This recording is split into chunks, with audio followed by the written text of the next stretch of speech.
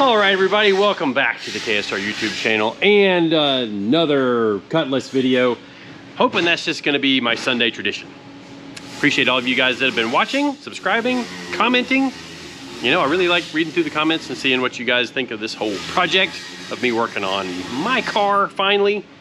And the shop's been a little busy. Like, obviously we got to get some work done on Steve's car. Val's car, not Steve's car. Val's car. Will's over there working on the Chevy 2. Eddie's walking around doing nothing as usual. Just walking around, asking people how Actually, no, you're doing something cool. Yeah. Even though this is my Cutlass video, we got to show what cool stuff you're doing. Wait, hold on, but my titanium doesn't look great. This part doesn't look great. It looks good from here. Oh, perfect. So Eddie's making titanium stuff to mount the dash in the Corvette. And one of the last parts we needed for, I guess you could say, the mechanical side of things is an expansion tank. Is it still hot? No. So we made some custom expansion tanks, and we made 2 so they would have a spare just in case one of the ones, or the first one we made cracked or something. So we made them 2. And you can see we just took a piece of 3-inch intercooler tubing, welded a cap on each end of it, filler neck, some different mounts to mount it to the firewall. No, this isn't a Corvette video, this is a Cutlass video. All right, let's go show you what we're gonna do on the Cutlass today.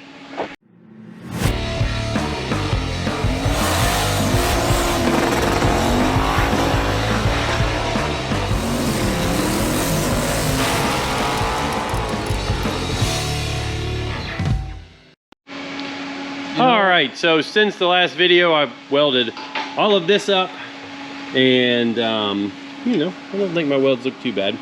You can definitely tell Eddie didn't do them. So. One day, if you try really hard, you'll be as good as me. Okay. So that's why you don't want me to weld anything on this. Oh no, no, it's like, I don't know if the GoPro really shows it all that well. They're not perfectly consistent, but I mean, there's good color in all of them. I think they look all right. Yeah. Good enough for who it's for. This is one of a little saying I've heard here recently. But we're gonna go put this back into the chassis over there. And then the plan for the next thing we're gonna do, maybe I'll make the rear tubes to tie that in. Part of me wants to send what's left of the chassis out and have it powder coated or sandblasted, but I'm not gonna do that. I'm just gonna suffer through what I've got. I called the sandblast place and they were backed up. So I should have called them last week when I first pulled the frame out. But you know, just that's the way it goes sometimes. And like I said, most of this is getting chopped up anyway. Like this, no need to sandblast that. This, that's gonna get cut off, you know, even with the inside of the frame. This will get cleaned up and boxed, and the front, like the area that really could use sandblasting is that frame rail right there, the driver's side frame rail. For whatever reason, I don't know if it leaked brake fluid on it or engine oil or something, but it's definitely the part that could stand to have some sandblasting done. But it'll all get sandblasted when I take it to them to powder coat it. So anyways, we're gonna set up a time lapse and we're gonna drag the frame back over here, set it in. I'm gonna actually do some welding on it to lock it to the chassis permanently. And then I'm gonna start, like I'm gonna tie, you know, the number 1 bar up to that, the Merillat bar. And then I can decide whether or not I want to start working on the lower control arms. What I really wanna do is get a main hoop bent up. So get the frame positioned under the car and we'll drop the body onto the frame, and then we can locate the main hoop and maybe even mock up the engine to verify that the engine is gonna fit, and I can put a mid-plate hoop into it. All sorts of cool stuff's about to happen, so stay tuned.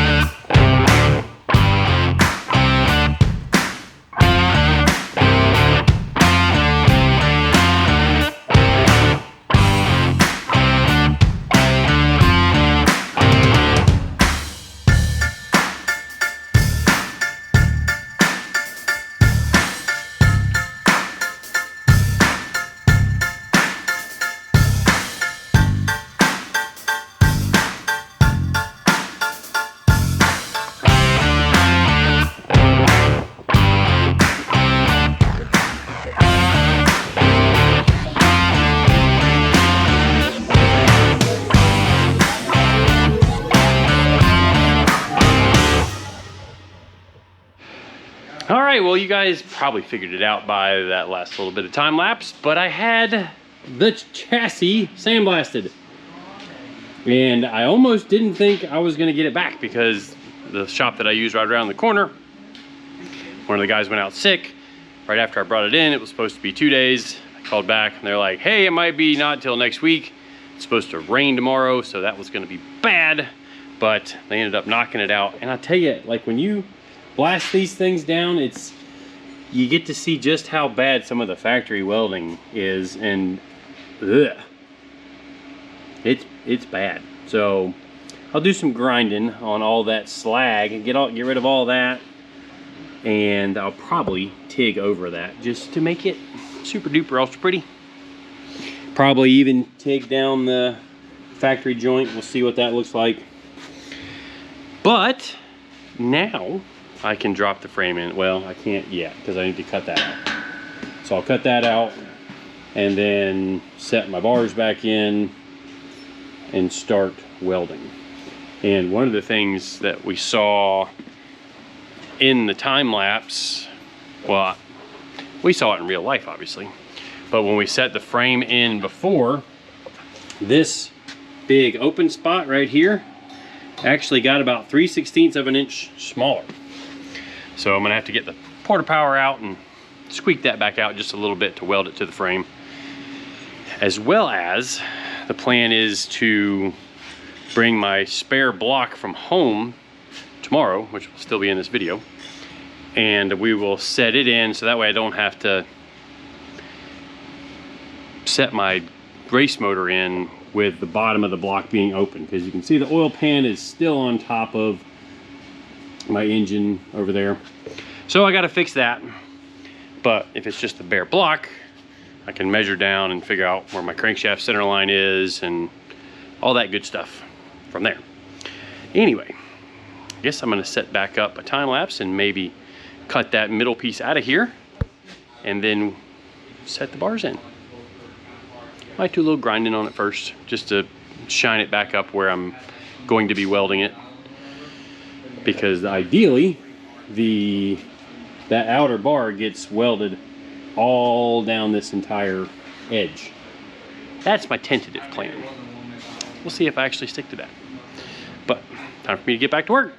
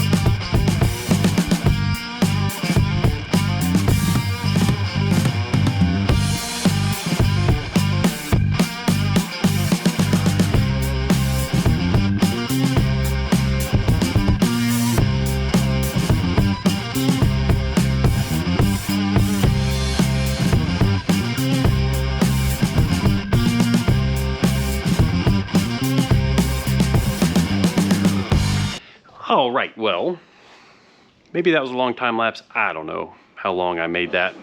But all of it for basically one bar. And you could kind of see how I was nibbling away at it little bit by little bit by little bit. And it should be the same bar on the other side, but the opposite. So I'm gonna show you guys a little trick that'll at least get me closer to start with to where it won't take me, you know, an hour-ish to fit that bar. So put this in the tripod here. So you can see my tube. Kind of a weird notch, and we're still gonna go deburr the inside of it and stuff. But what we're gonna do is take a piece of paper. And actually I could shorten this up quite a bit, but maybe I will do that. Oh, the heck with it. I'll just do this. So to begin with, we're just gonna tape it.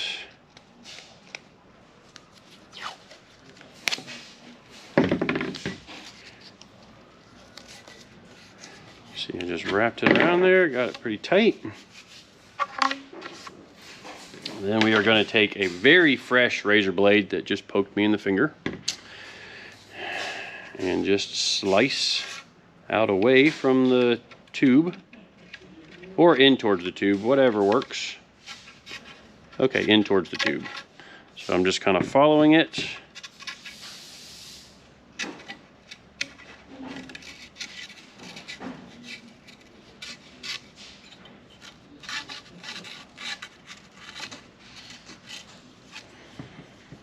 Now I don't have my other piece of tube over here yet.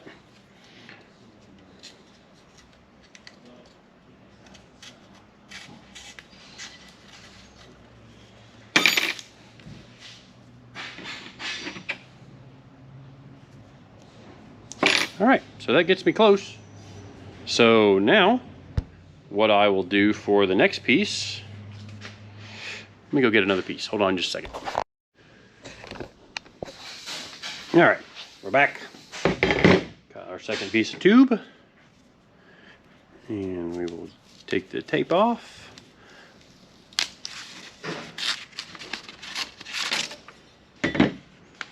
Actually, we can just fold this over.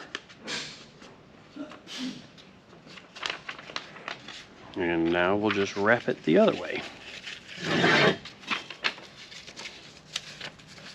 And if everything's lined up like it's supposed to, which it's not,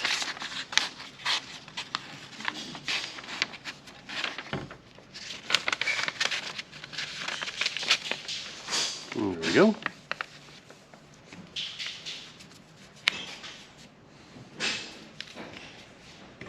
Tape that on backwards.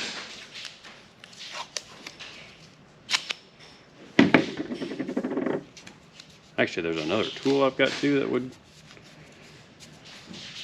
do this, but even without a tool, we're just gonna do this. So now we'll just trace the line out. Go start with that line with the cutoff wheel, and then the other side is just a straight notch, so it's easy to just nip away at the straight notch.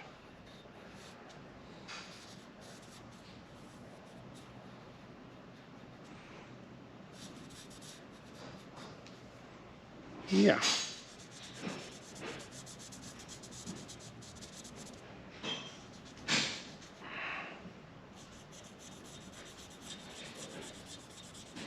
Make it plenty obvious.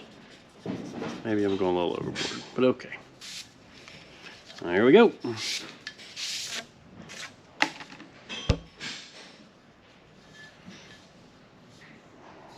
that should be opposite of this one.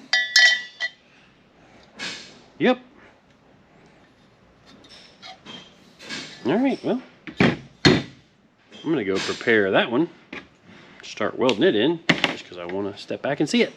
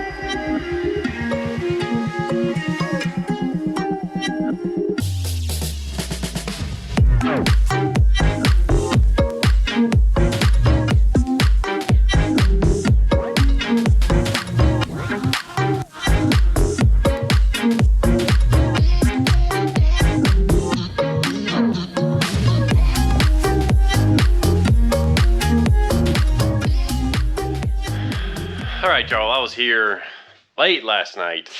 Thought I was time-lapsing, but looking at the footage, it looks like the time-lapse quit because the battery went dead.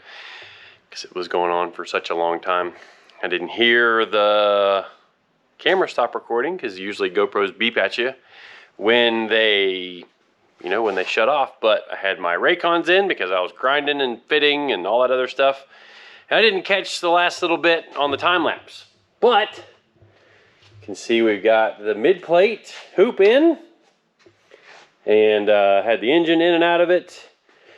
And yep, like I mentioned before, had to use the old port of power to push out, take up about a 3/16 gap. And what I did is I pushed out and made the mid-hoop plate, so that aids in keeping it pushed out. Because if I had just pushed it out and welded the ends, well, then it would have been under a lot of tension. At least that's what I was thinking in my head. So she's welded here, she's welded there. All the points that attach it to the frame are all welded. And, that's, this video is already long enough. Oh, I did do this too, just to see how well it would weld, and I'm gonna have to do some cleaning, but that kind of turned out pretty. So of course, I'm just gonna have to weld all of the factory joints in the frame, because that's just how I roll. But it's gonna be pretty. Moving right along. So that's gonna wrap it up for this video. I appreciate all of you watching, following along, buying some merch, all that good stuff. It's cool to see how many people are interested in stuff I'm doing here at the shop, and just working on my own car that literally has been almost 2 decades in the making. It's kind of sad when I say it like that, but anyways, thank you again for watching. See you guys next time.